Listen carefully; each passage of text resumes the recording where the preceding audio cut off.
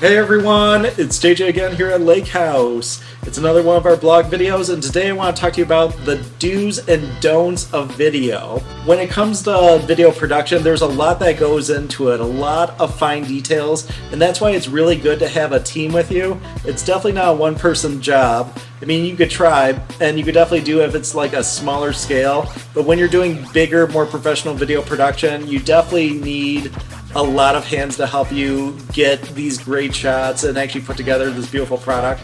That's why if you watch like Lord of the Rings, you've got 20 minutes of credits of all the different people behind the scenes. Some things to keep in mind when you're doing video. Two things that are not going to be your friends are anything that's transparent or reflective. So try not to shoot with like glass in the background. Try not to shoot with like mirrors or again anything reflective, because you're going to see a nice reflection in there. So it might be your camera equipment. It might actually be you.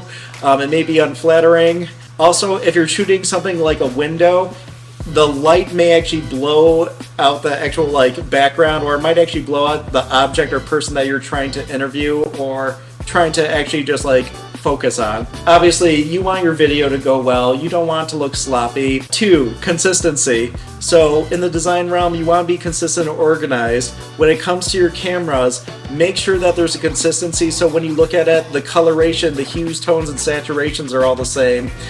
Make sure that when you're going between shots, the color correction and just like the colors, again, like in the hues, in the skin tones, it all looks consistent, because if it's not, it's going to be very jarring to your audience and you might actually lose your audience's attention. 3, perspective. Perspective's everything when it comes to telling a story, and when it comes to just like doing more professional videos, you want to change it up a bit. If you have just one angle for 10-15 minutes, it's going to get stale and boring. People are going to watch it and lose interest, so it's not going to be something as successful as having multiple angles to actually cut to really tell this story, really make it a little bit more engaging and add more character to it.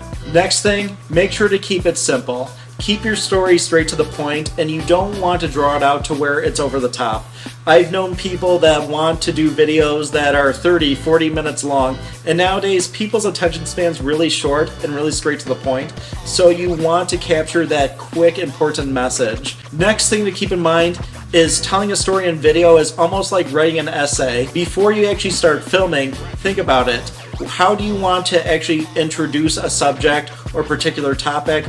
What is the meat of the material, and how would you like to conclude it? Generally, you want something strong as a conclusion, so this way it makes it engaging and people are interested in watching your next video. Some other tips that I want to give you is think about software you want to use to actually edit these videos, because it's one thing capturing it, it's another thing editing it.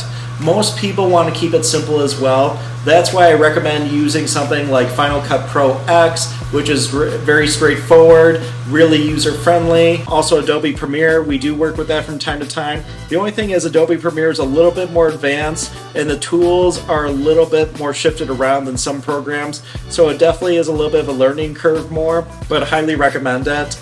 There's also a lot of free programs out there, so if you're new to the field, definitely check them out. There's a bunch for both PC, Mac, and even Linux. I highly recommend just getting outside your comfort zone, seeing these different programs, and see what works for you. So those are some of my tips and some of my advice and do's and don'ts of video. Does this make sense? Is there anything I missed? Please comment below and stay tuned for more of our blog videos. Subscribe to our channel, definitely like our social media, and take care. Till next time.